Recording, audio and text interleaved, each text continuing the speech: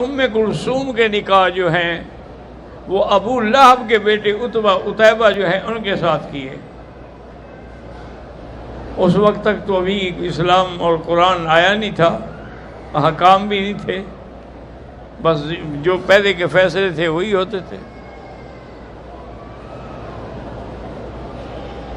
ابو لہب کے بیٹے تھے عتیبہ، ان سے آپ نے وہ رشتے کیے۔ لیکن جب حضور نے اللہ کی توحید کی دعوت دی اور آپ نے اسی صفا کی پہاڑی پہ کھڑے ہو کر سارے قریش کو بلایا کہ یا قریش، یا بنی ہاشم، یا آل عبد المطلب، سب کو بلایا۔ انہوں نے جب آپ کی آواز سنی تو سب آ گئے۔ آپ نے فرمایا کہ میں نے اس لیے تم لوگوں کو بلایا ہے کہ قولوا لا الہ الا اللہ تفلحوا، اللہ کی توحید کا اقرار کرو، کامیاب ہو جاؤ گے،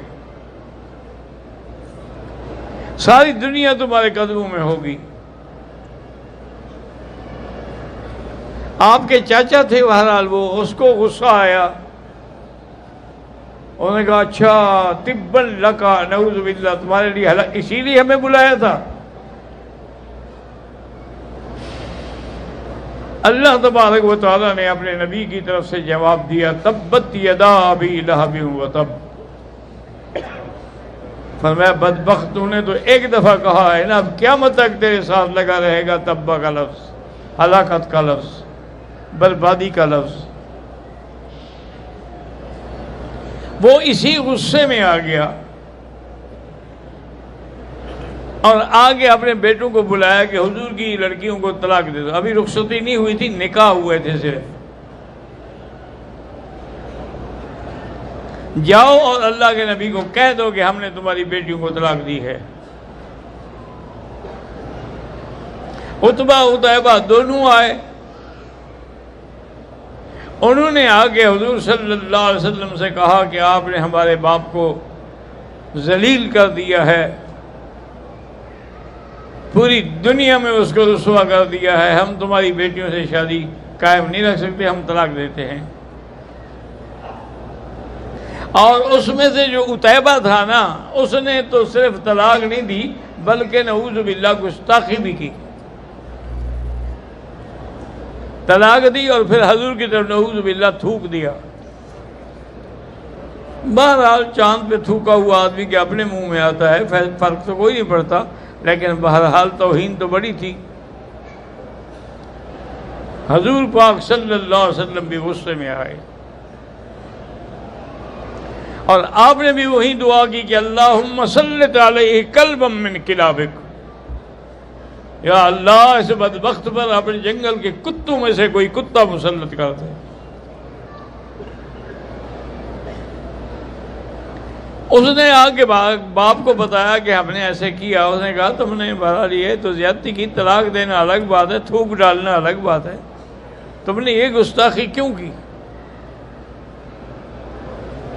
اب بہرحال ہوشیار رہو، مجھے یقین ہے کہ اللہ کے نبی کے منہ سے جو دعا نکلتی ہے وہ پوری ہوگی۔ ہم اس کو نبی نہیں مانتے لیکن اس کی صداقت کے تو قائل ہیں۔ اب وہ تجارت کے قافلے کے ساتھ نکلا، چونکہ مکے والوں کا ذریعہ معاش جو ہے وہ تجارت ہی تھی اور کوئی کھیتی باڑی تو نہیں تھی نا، تو ان کے دو قافلے ہوتے تھے، گرمیوں میں یہ شام کی طرف جاتے تھے اور سردیوں میں یمن کی طرف جاتے تھے۔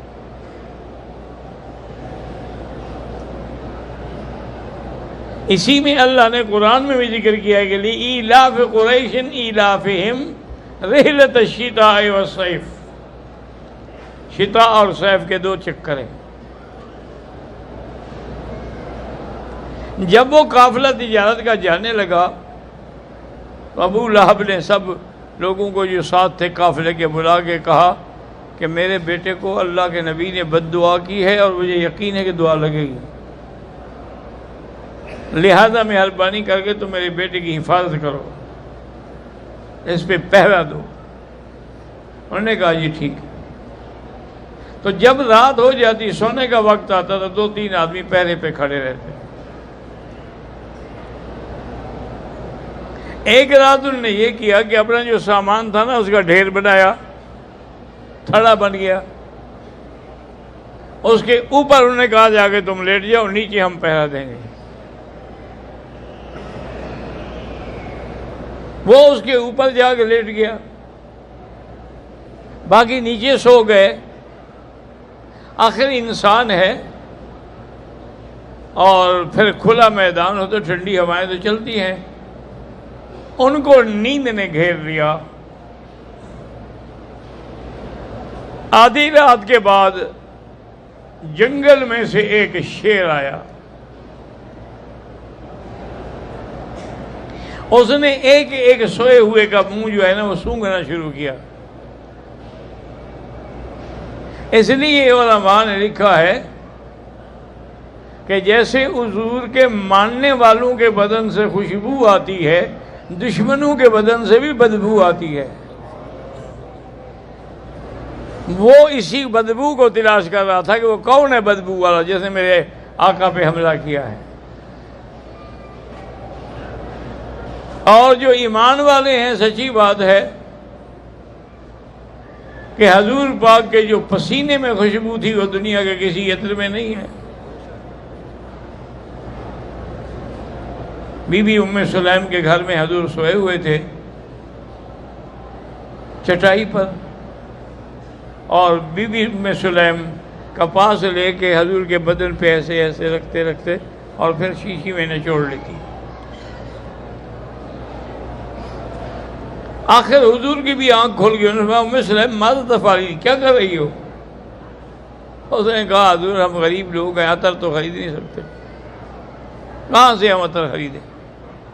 تو میں آپ کا پسینہ جمع کر کے شیشی میں رکھ لیتی ہوں، جب کوئی خوشی ہوتی ہے، عید ہوتی ہے، شادی ہوتی ہے تو اپنے بچوں کو یہی لگا دیتی ہوں۔ اور میرے آقا خدا کی قسم جہاں میرے بچے گزرتے ہیں وہ کہتے ہیں یہ تو بتاؤ کہ یہ عطر کس دکان سے ملا ہے؟ میں ان کو کیا بتاؤں گی، یہ عطر دکان سے نہیں ملتا ہے، یہ تو محمد مصطفیٰ کے پسینے سے ملتا ہے صلی اللہ علیہ وآلہ آلہ وسلم تسلیما کثیرا کثیرا۔ اللہ اکبر۔ اگر عشق سچا ہو نا ان لوگوں کو آج بھی خوشبو آتی ہے۔